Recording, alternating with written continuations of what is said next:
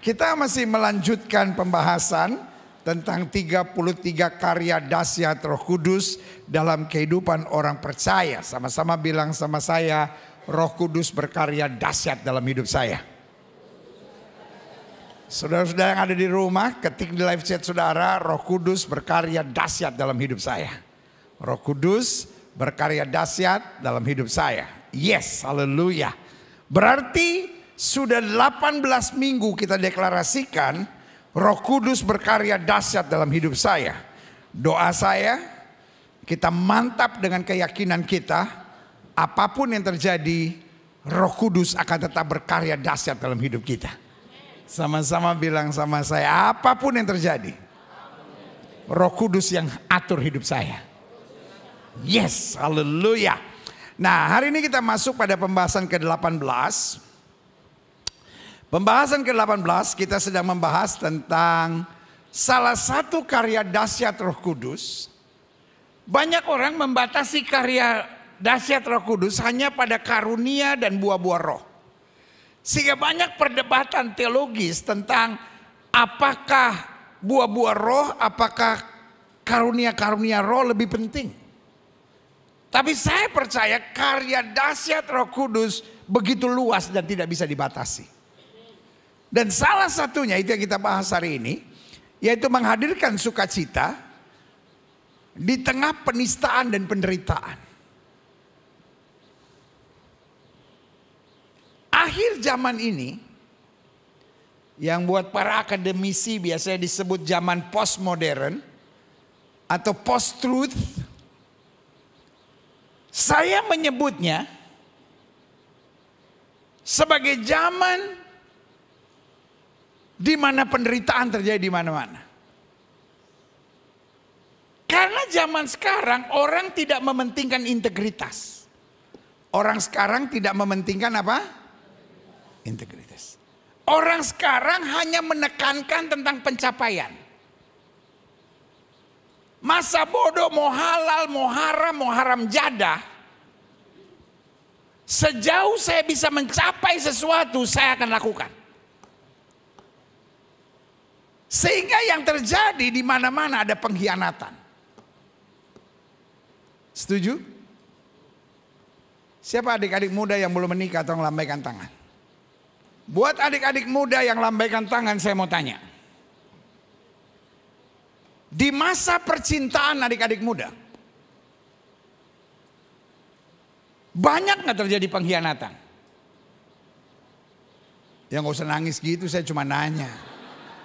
Buat adik-adik muda di masa muda, khususnya masa percintaan, ada banyak gak pengkhianatan? Hah? Jeritan, jujur. Buat pegawai-pegawai di dunia kerja, ada banyak pengkhianatan gak? Banyak. Buat saudara-saudara yang usaha, di marketplace, banyak terjadi pengkhianatan gak? Banyak. Buat saudara-saudara yang terlibat dalam pelayanan. Nah, ini mungkin agak rohani sedikit. Di dunia pelayanan ada banyak pengkhianatan enggak? Banyak. Tapi hari ini saya mau bilang, jangan baper. Jangan apa? Bilang sama sebelah saudara, lu jangan baper. Karena di tengah pengkhianatan ada orang yang sedang menangis, tapi ada orang yang sedang berpesta. Karena dunia ini tidak mengenal yang namanya integritas. Dunia ini hanya mengenal apa? Pencapaian. Sama-sama bilang sama saya, pencapaian. Itulah bedanya orang dunia dan anak Tuhan. Orang dunia masa bodoh, yang penting saya mencapai pencapaian. Tapi anak Tuhan percaya, kalau kita berintegritas, kita akan dibawa Tuhan untuk memiliki pencapaian-pencapaian yang luar biasa. Pelajaran yang kita dapat, hidup ini keras. Pengkhianatan itu biasa. Tapi pada saat yang bersamaan saya ingatkan, jangan baper. Anak Tuhan percaya, apapun yang terjadi, Allah turut bekerja dalam segala perkara untuk mendatangkan kebaikan. Yang setuju katakan amin. Nah, saya coba pelajari, klik. I'm proud of my Bible. Saya bangga dengan Alkitab saya. Buat saya the Bible is the best. Sama-sama bilang sama saya, the Bible is the best. Kalau saudara tanya sama saya, why? Kalau saudara tanya sama saya, kenapa? Jawaban saya sederhana. 2000 years ago. 2000 tahun yang lalu Petrus sudah nulis gini. Yang mungkin buat kita 10 tahun yang lalu kita nggak ngerti. 20 tahun yang lalu kita nggak ngerti. Tapi hari-hari ini makin jelas. Petrus tulis begini. 1 Petrus 4 ayat 12 sampai 16. Saudara-saudara yang kekasih, janganlah kamu heran akan nyala api siksaan. Sama-sama bilang sama saya, nyala api siksaan. Kalau saya boleh sederhanakan bahasa ini. Karena Petrus pakai gaya bahasa bernama hiperbola. Apa artinya nyala api siksaan? Nyala api siksaan juga dapat diterjemahkan sebagai penderitaan yang berat. Sama-sama bilang sama saya, penderitaan yang berat. Jadi Petrus dalam ilham Roh Kudus sedang menyampaikan pernyataan nubuat. Sehingga surat Petrus bukan hanya berlaku 2000 tahun yang lalu, tetapi khususnya berlaku buat kita yang hidup hari ini. Dan ayat itu berbunyi demikian, saudara-saudara yang kekasih, janganlah kamu heran akan nyala api siksaan. Penderitaan berat, pengkhianatan menyakitkan yang akan datang kepadamu sebagai ujian. Seolah-olah ada sesuatu yang luar biasa terjadi atas kamu. Jadi kita lihat di akhir zaman akan ada banyak orang drama. Akan ada banyak orang apa? Drama. Kenapa drama? Karena baper. Jadi kalau menghadapi penganiayaan, menghadapi pengkhianatan, menghadapi hal-hal yang menyakitkan, menghadapi penderitaan yang berat, itu kayak seolah-olah terjadi sesuatu yang luar biasa. Pengen bunuh diri, pengen mundur, pengen cerai. Saya udah gak tahan hidup begini, buat apa lagi saya hidup? Saya udah gak sanggup. Alkitab udah bilang akan ada nyala api siksaan. Tetapi jangan seperti sesuatu yang luar biasa terjadi atas kamu. Bahasa saya bilang, biasa aja. Sama-sama bilang sama saya, biasa aja. Nada saudara jelek. Gini, biasa aja. Nah ini. Udah sehati memang kita. Coba. Biasa aja. Nah ini urapan udah turun luar biasa ini. Wah, ini kalau sudah khotbah orang tahu langsung jemaat Glow ini.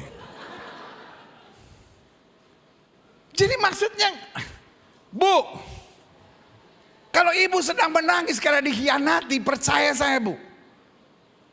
Temanmu gak akan terkejut bilang, kamu dikhianati ya? Apaan sih pengkhianatan? Enggak Bu. Kamu dikhianati ya? Berapa kali? 2, saya 7.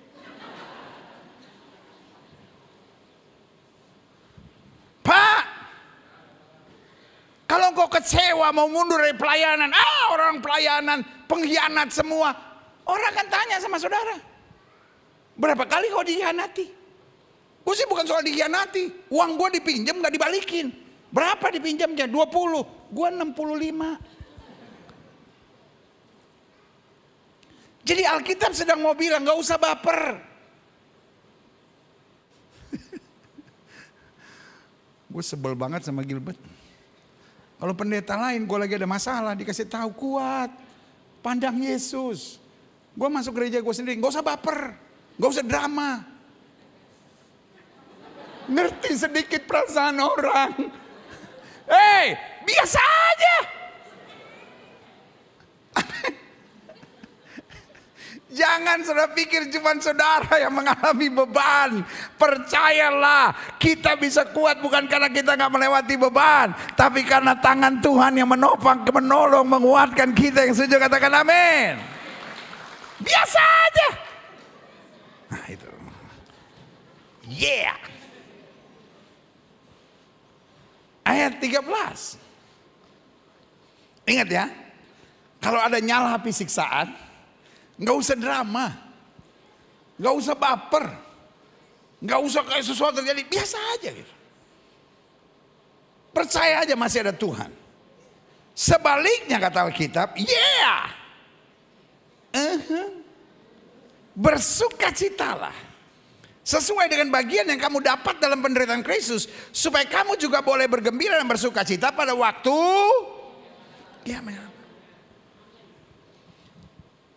Jadi kalau kehidupan kita seperti sebuah buku, maka saya menyebut penderitaan selalu ada di bab-bab tengah. Apa maksudnya bab-bab tengah? Karena bab terakhirnya selalu kemuliaan. Berikan tepuk tangan yang meriah buat Tuhan. Ibaratnya hidup ini adalah sebuah buku, maka penderitaan hanyalah bab-bab pertengahan. Bab terakhirnya adalah apa? Kemuliaan. Jangan cuma bilang, wah Gilbert ini pendeta Injil kemakmuran. No, saya cuma baca dalam Alkitab. Coba Alkitab bilang apa? Sebaliknya bersukacita sesuai dengan bagian yang kamu dapat dalam penderitaan Kristus, supaya kamu juga boleh bergembira dan bersukacita pada waktu Ia menyatakan apa? Kemuliaannya. Berarti bab terakhir dalam cerita kehidupan kita selalu kemuliaan. Ayat 14. Bahkan lebih tegas lagi nih. Berbahagialah kamu jika kamu dinista karena nama Kristus. Kamu being tortured. Kamu disiksa karena nama Kristus. Sebab the spirit of glory, roh kemuliaan, yaitu roh Allah ada padamu. Berarti bersukacita bukan sekedar tuntutan Kristus buat kita. Tapi sukacita is the gift of Christ. Sama-sama bilang sama saya, sukacita bukan sekedar tuntutan Kristus, tapi hadiah dari Kristus. Untuk setiap orang yang buka hati dan membangun hubungan mantap dengan Roh Kudus. Berikan tepuk tangan yang meriah. Jadi saya selalu gambarkan seperti orang punya genset di rumahnya. Kalau aliran listrik PLN mati, genset saudara otomatis menyala. Setuju? Itu kalau genset saudara mahal. Gak sampai 10 detik, lampu mati, genset menyala. Tapi ada yang gensetnya manual. Jadi aliran listrik PLN mati, saudara mesti start dulu.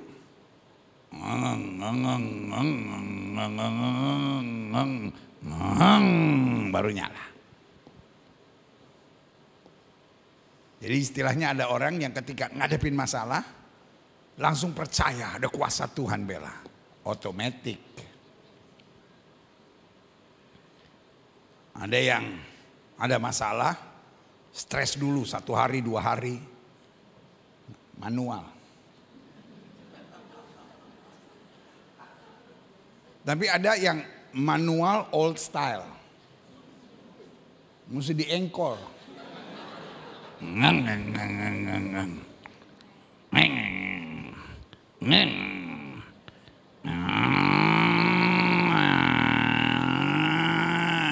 Engkol nama. Itu agak lebih lama. Ada badai, seminggu 2 minggu stres, baru akhirnya aku percaya. Tanya sama sebelah saudara, otomatis atau manual? Tuhan tidak menuntut kita untuk bersukacita. Tapi sukacita adalah gift of the Spirit of God.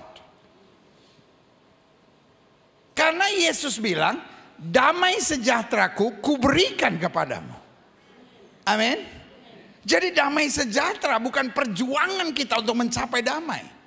Tapi damai sejahtera membuka hati kita menerima sukacita Tuhan dengan kuasa Roh Kudus yang luar biasa. Berikan tepuk tangan yang meriah. Makanya saya ilustrasikan seperti aliran listrik mati PLN, genset langsung menyala. Pengharapan daging kita udah gak kuat, roh kemuliaan Kristus yang akan menguasai hidup kita. Berikan tepuk tangan yang meriah, haleluya. Makanya ayat 15 bilang, jangan ada di antara kamu yang menderita sebagai pembunuh, atau pencuri, atau penjahat, atau pengacau. Dengan lain kata, jangan ada yang menderita karena kebodohan dan kesalahannya sendiri.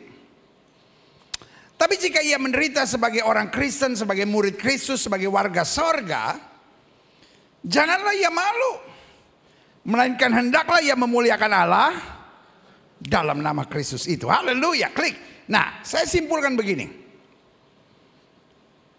Roh Allah selalu mengarahkan kita pada sukacita yang bukan diberikan dunia tapi dari sorga.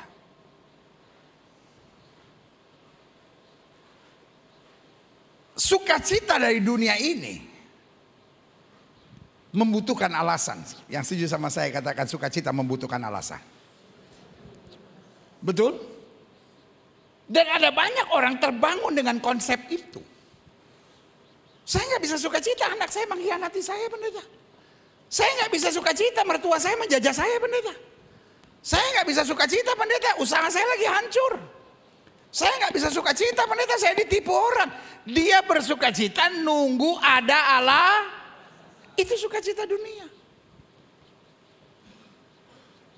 Tapi sukacita dari sorga tanpa alasan, karena itu gift of God, pemberian dari Tuhan.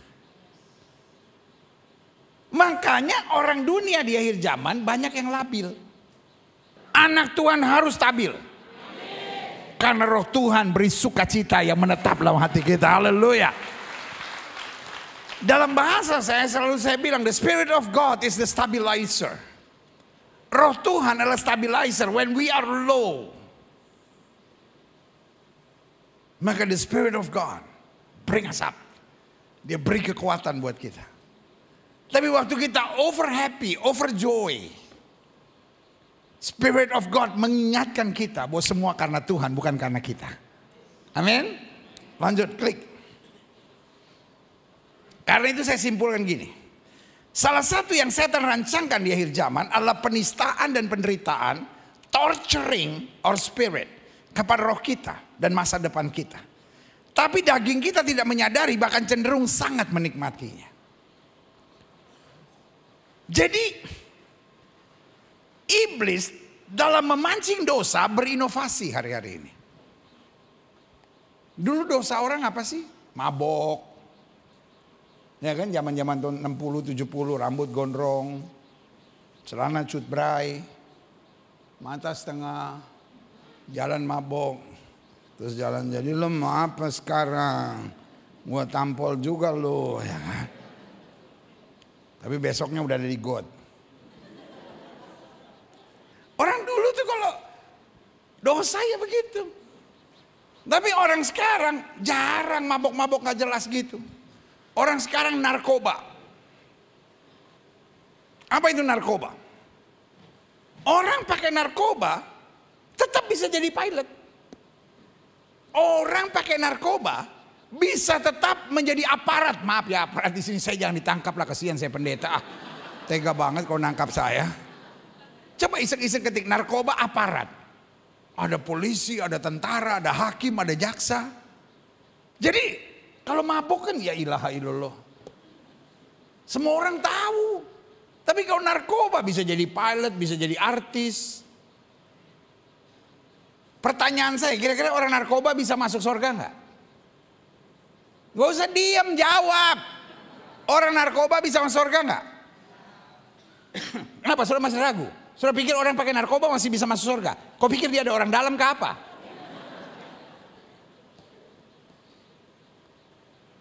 Orang pakai narkoba nggak mungkin bisa masuk surga. Tapi kenapa orang masih tetap pakai narkoba? Secara daging enak, tetapi your spirit being apa? Tortured. Roh saudara teraniaya. LGBT. Dagingnya enak. Karena sekarang punya komunitas, bisa tampil di TV, bisa ini. Ada apa tuh lomba gaynya, ada lomba lesbiannya, wah segala macam lah. Ada klubnya khusus mereka, ada banyak kegiatannya.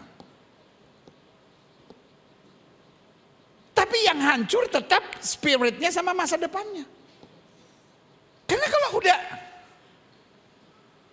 waktu muda gitu kan, masih bisa ke gym kan, gay gitu kan. Pas udah tua, mau jadi gay juga repot.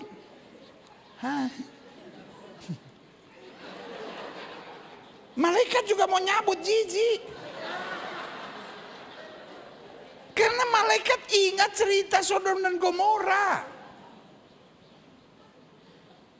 Karena malaikat datang mau dipakai oleh mereka itu para gay itu kan. Nah malaikat kan takut pas dia mau cabut tangannya dipegang apa? Kenapa? Bawa aku. Jijik. I'm nothing against them. I love them. Tapi saya mau kasih tahu. LGBT is being trapped. Dagingnya dibuat nyaman tetapi rohnya being tortured. Teraniaya. Dan hari depanmu akan hancur. Yang ketiga misalnya. Selingkuh dan perzinahan. Coba yang pernah selingkuh tolong maju, saya mau tanya-tanya. Pengalaman pribadinya. Orang selingkuh. Orang berzina, dagingnya dibuat nikmat. Tetapi rohnya dibuat menderita, hari depannya dibuat hancur. Karena Alkitab bilang Tuhan membalaskan kesalahan pada keturunan anak-anaknya sampai keturunan yang ketiga dan keempat. Makanya perhatikan orang yang berzina, orang yang selingkuh. Kutuknya selalu turun pada anak-anaknya. Anak-anaknya ada yang hamil di luar nikah, anak-anaknya ada yang dihamilin orang, anak-anaknya ada yang perkosa orang, anak-anaknya ada yang diperkosa orang. Orang kalau berselingkuh, berzina, suka atau nggak suka, kutuknya akan turun karena Alkitab bilang Tuhan akan membalas kesalahan ayah pada keturunan yang sampai ketiga dan keempat. Nah kalau itu terjadi gimana? Pendeta yang pertama harus berhenti. Dan yang kedua harus putuskan setiap ikatan kutuknya di dalam nama Yesus oleh kuasa darah Yesus. Amin. Korupsi misalnya. Orang korupsi dagingnya nikmat. Tapi the spirit and masa depannya being tortured. Karena orang kalau korupsi misalnya, jangankan dia, istrinya ikut nikmat. Yang tadinya biasanya cuma pakai tas merek Elizabeth, sekarang Hermes, Louis Vuitton, ya kan? Chanel. Tapi kalau ketangkap, diambil semua sama KPK. Spiritnya being tortured. Karena gini, uang korupsi itu adalah uang setan. Uang korupsi adalah uang setan. Uang setan pasti dibawa lari jin. Uang korupsi saudara beli susu. Susunya diminum sama anak saudara. Anak itu jadinya anak apa? Cuman di gereja Bethel Indonesia Glow Fellowship Center. Yang gembalanya belum ngomong, masih ada di pikiran, sudah bisa dibaca oleh jemaatnya. Luar biasa ini jemaat ini. Nyesel sudah cuma nonton di rumah. Di sini, luar biasa jemaatnya ini. Oh di gereja lain, saya udah ngomong aja, saya mau ulangi deh. Oh di sini belum keluar dari otak saya, langsung dibaca. Orang korupsi, uangnya uang setan. Dibeliin rumah, rumah itu rumah siapa? Kan uangnya uang setan. Ya tapi kan saya udah panggil pendeta untuk mengucapkan berkat. Lu ya waktu ada pendetanya setannya mundur. Pas setannya mau pulang, waktu pendetanya mau pulang setannya bisik. Tapi belinya pakai duit saya. Ente pikir dia yang punya rumah? Enggak, dia cuma numpang di situ, duitnya duit saya. Makanya rumah itu panas. Karena orang dunia yang dipikirkan hanya pencapaian. Anak Tuhan sebaliknya. Kita berintegritas dan kita percaya lewat integritas itu Tuhan menuntun kita pada pencapaian-pencapaian luar biasa. Yang saya katakan amin. Berarti ada dua jenis penderitaan saya catat. Yang pertama, penderitaan yang Tuhan izinkan. Cirinya jelas. Untuk membuat daging kita semakin disalibkan, tapi roh kita makin dibaharui. Kita berkata apa? Aku hidup. Tapi bukan lagi aku yang hidup, tapi Kristus yang hidup dalam aku. Fase-fase ini kita akan disakiti, dilukai, dicurangi, dikhianati, dibully, direndahkan. Tapi orang yang bertahan sampai kesudahannya itu yang beroleh selamatnya. Itu pencobaan yang Tuhan izinkan. Yang kedua, penderitaan yang merupakan pemberontakan kita. Dan ini akan membuat daging kita mencari nikmat. Tapi roh kita being tortured. Roh kita yang menderita untuk menghancurkan hari depan kita supaya kita binasa. Akhirnya kita mencari jalan keluar duniawi. Sehingga kita makin apa? Makin jauh dari jalan-jalan Tuhan, yaitu penderitaan. Klik. Secara singkat saya jelaskan. Bagaimana Roh Kudus membuat kita mampu bersukacita di tengah penderitaan. Tadi sudah saya jelaskan, penderitaan bukan sekedar tuntutan Tuhan. Maksud saya sukacita bukan sekedar tuntutan Tuhan. Tetapi hadiah Tuhan bagi yang membuka hati dan bergaul karib dengan Roh Kudus. Jelas? Nah, bagaimana proses itu sampai? Bagaimana Roh Kudus membuat kita mampu bersukacita di tengah penderitaan sehingga kita menerima hadiah itu? Yang pertama, Roh Kudus mengubah arah pandangan kita dari proses pada hasil. Saya setuju dengan pandangan yang berkata, proses tidak pernah mengkhianati hasil. Proses tidak pernah mengkhianati hasil. Tapi tergantung point of view kita. Kenapa istrinya Ayub berontak? Karena pandangan dari istrinya Ayub hanya pada proses. Menyakitkan, melelahkan, mengecewakan, menjenuhkan. Tapi di saat yang sama, pandangan Ayub ada pada result. Makanya Ayub bilang apa? Aku tahu engkau sanggup melakukan segala sesuatu. Dan tidak ada rencanamu yang gagal. Berikan tepuk tangan yang meriah buat Tuhan. Life is not just only about the process. But life is about the result. Kita tidak percaya pada Allah yang mudah-mudahan. Tapi kita percaya pada Allah yang janjinya ya dan amin. Sama-sama bilang sama saya. Hasilnya pasti memuaskan. Saudara-saudara yang ada di rumah ketik di live chat saudara, hasilnya pasti memuaskan.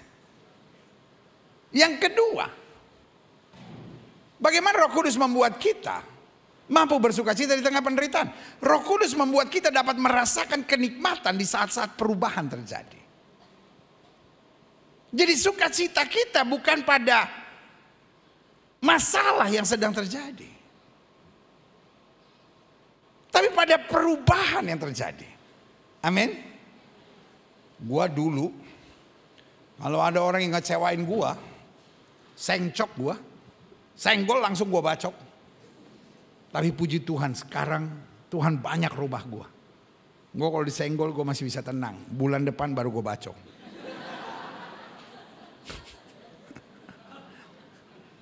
Tapi lama-lama sekarang gua disenggol sama orang, gua peluk, gua doain.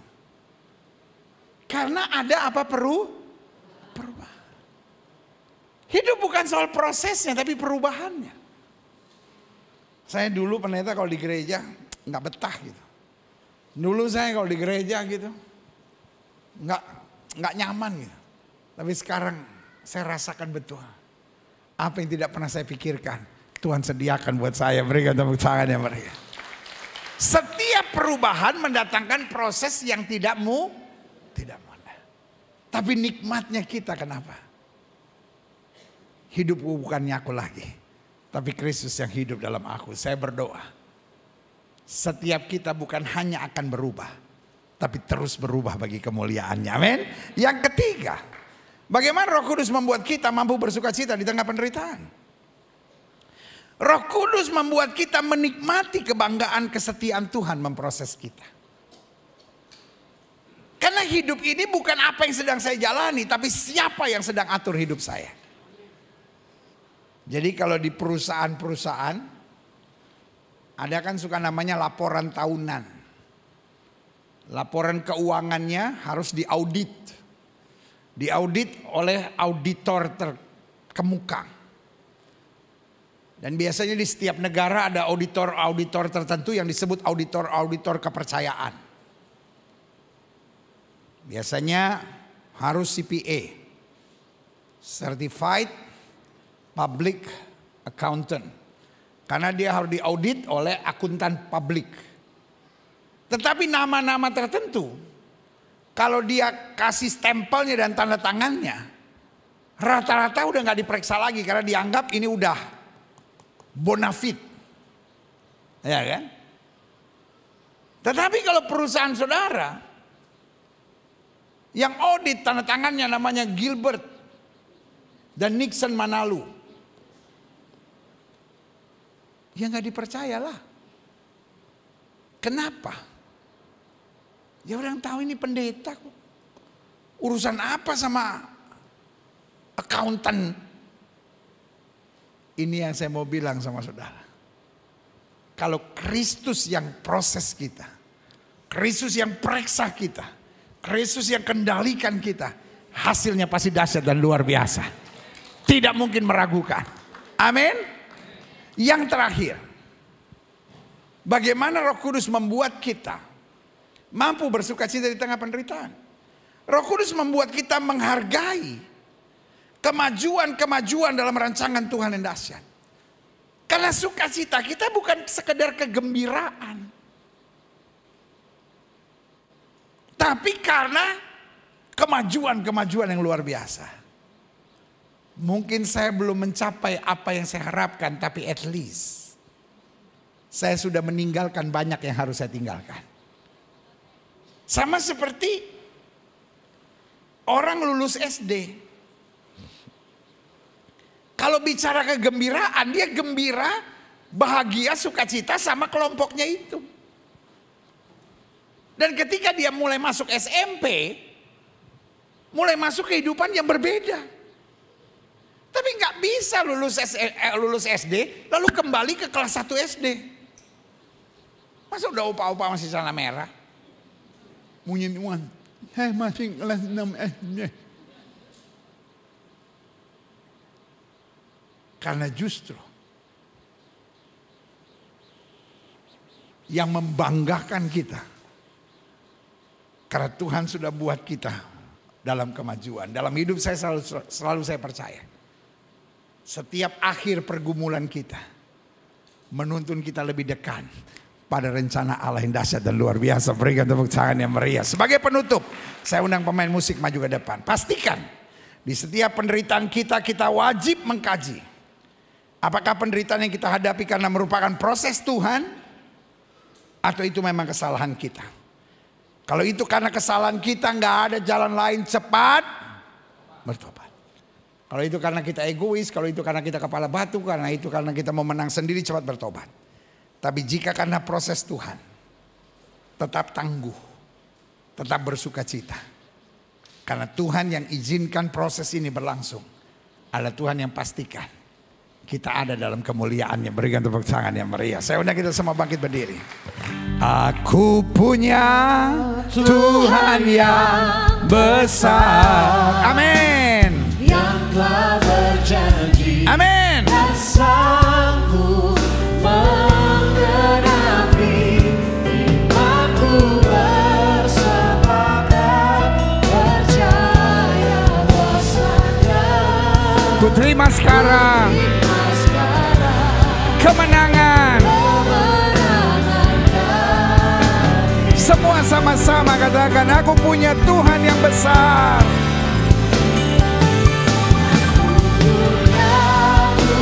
Tuhan yang tidak pernah gagal, Tuhan yang tidak pernah mengecewakan.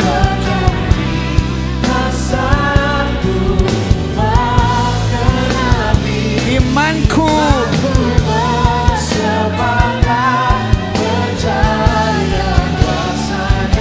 ku terima sekarang.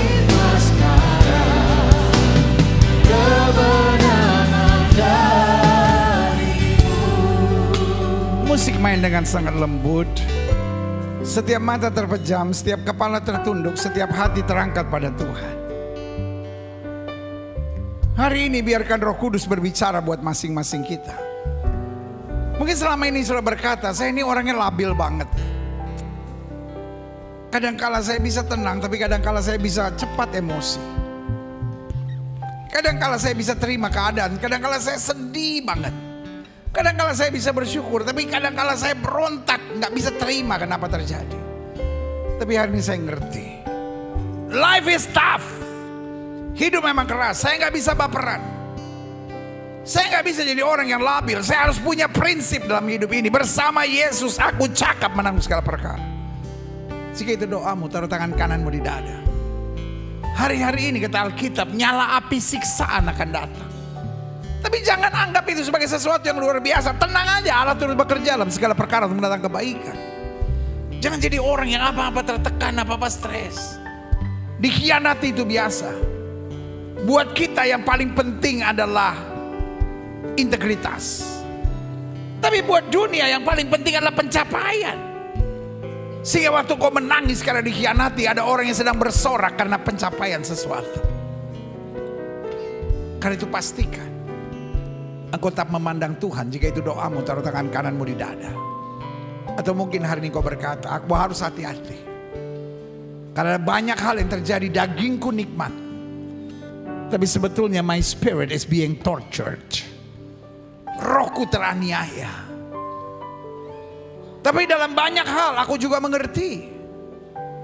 Dagingku disalibkan bersama dengan Kristus supaya rohku makin kuat dalam anugerahnya.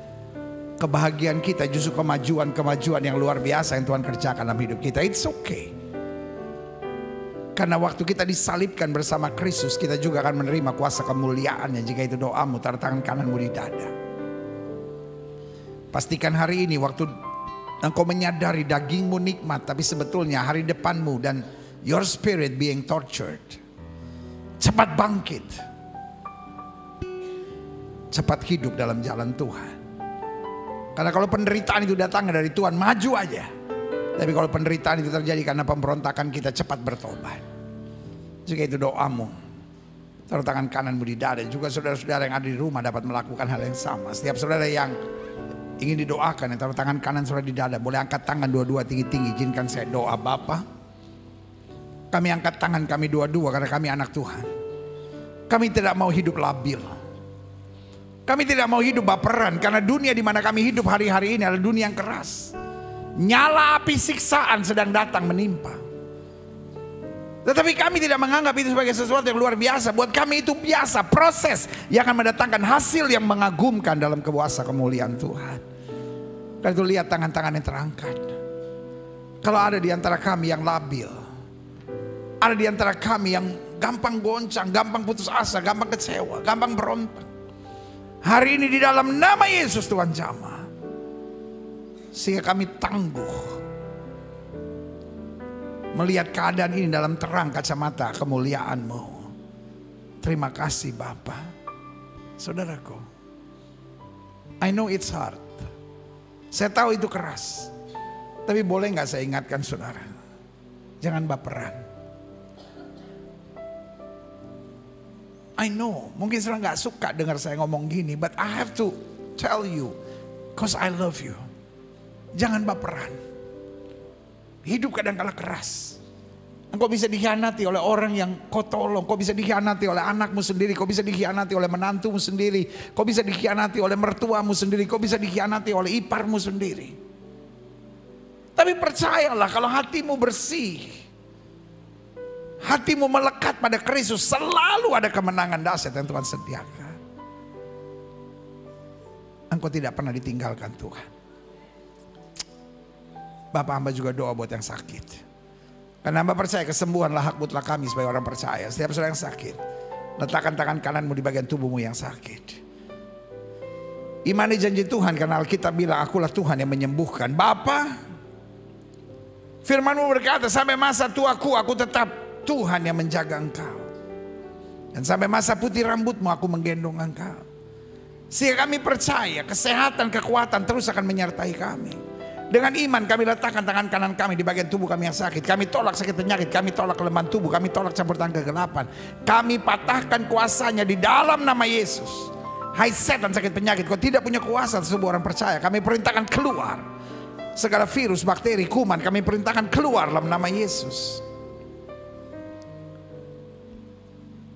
Segala infeksi, segala peradangan, segala serangan-serangan setan, segala kutuk-kutuk penyakit, segala kutuk penyakit turunan kami perintahkan keluar dalam nama Yesus, mengalir kuasa kesembuhan. Dari ujung kepala sampai ujung kaki, tambahkan iman kami juga ya Tuhan, karena lewat iman kami akan mendapat kesembuhan. Karena kami percaya Yesus kami tidak berubah dulu, kemarin, hari ini dan sampai selama-lamanya. Dengan iman kami nyatakan oleh bilur-bilur Kristus kami yang percaya sudah dijamah dan disembuhkan Tuhan dengan kuasa luar biasa. Inilah tepuk tangan sorak-sorai kemenangan kami, tepuk tangan sukacita kami karena Yesus menyembuhkan penyakit kami. Terima kasih Bapak. Hamba mengasihi jemaatmu satu persatu. Apa yang Tuhan taruh di hati hamba sudah hamba sampaikan bagi umatmu. Hamba doa firman termeterai. Apa saja yang mereka kerjakan dibuat Tuhan berhasil. Mereka nggak turun tapi naik, mereka jadi ekor, mereka jadi kepala. Hari-hari yang penuh mujizat boleh menjadi bagian hidup mereka. Biarlah sukacita selalu menguasai hidup mereka, sehingga mereka stabil dalam segala situasi. Terima kasih Bapa. Terima kasih. Bangsa negara kami Indonesia, selamatkan ya Allah, damai sejahtera atas Indonesia. Umat mayoritas di bangsa ini Tuhan tuntun dalam damai sejahtera dan kasih-Mu. Bahkan keselamatan yang sempurna. Bapak Presiden, Wakil Presiden, para menteri, pejabat di pusat dan di daerah, para gubernur, para wali kota, para bupati, para polisi, para tentara, Kapolri dan Panglima TNI, para anggota DPR RI, DPRD tingkat 1, DPRD tingkat 2, para anggota DPD, para anggota MPR RI, dan para anggota-anggota BNPT, BNPB, BPK, KPK, MA, pengadilan, kejaksaan, para pengacara. Ya Kristus, jaga para pemimpin kami dan para aparat keamanan ini. Jauhkan dari malapetaka, mara bahaya, niat orang jahat dan kuasa kegelapan. Bahkan dukun, paranormal, penasihat spiritual dihalaukan dari para pemimpin kami dan para aparat keamanan kami. Roh rakus, roh seraka, roh korupsi dipatahkan dalam nama Yesus. Bahkan para mafia yang hanya mencari keuntungan di tengah penderitaan dan air mata masyarakat, Tuhan singkirkan dari pusat kekuasaan. Berikan kepada pemimpin-pemimpin kami dan aparat keamanan kami hati yang takut akan Tuhan, hikmat surgawi, sehingga apa saja yang mereka kerjakan dibuat Tuhan berhasil. Indonesia makin hari makin baik, Indonesia makin hari makin maju. Hasil bumi, hasil tambang, hasil laut, hasil hutan, semua baik dalam nama Yesus. NKRI, Undang-Undang Dasar 45, Bhinneka Tunggal Ika, Pancasila tetap terjaga di bangsa kami. Kesehatan masyarakat, pendidikan, ekonomi, pembangunan, keamanan, semua baik dalam nama Yesus. Terima kasih Bapa. Hamba-hamba Tuhan di mana-mana tempat, gereja-gereja di mana-mana tempat, Tuhan bela dan Tuhan jaga dalam kemuliaan-Mu. Sehingga meskipun gereja terdiri dari berbagai denominasi, dipersatukan Tuhan sebagai satu tubuh Kristus yang esa. Gerejamu di tempat ini, Gereja Bethel Indonesia Glow Fellowship Center, Tuhan pakai terus untuk menegakkan kerajaan Allah dalam kebenaran dan kasih. Dan akhirnya setiap kami yang menerima firman, biarlah sukacita dari sorga terus memenuhi hati kami. Sehingga kami mentuntaskan amanat agung Kristus, pergi beritakan Injil kepada setiap makhluk. Di dalam nama Yesus kami berdoa dan kami siap untuk menjadi pelaku-pelaku firman dimanapun Tuhan tempatkan. Yang siap jadi pelaku firman sama-sama kita katakan amin. Beri tepuk tangan yang meriah buat Tuhan. Silakan duduk. Tuhan memberkati Bapak Ibu Saudara sekalian. Kitalah orang-orang berbahagia itu, karena orang-orang berbahagia adalah orang menerima firman dan mempraktekkannya dalam kehidupannya sehari-hari. Haleluya.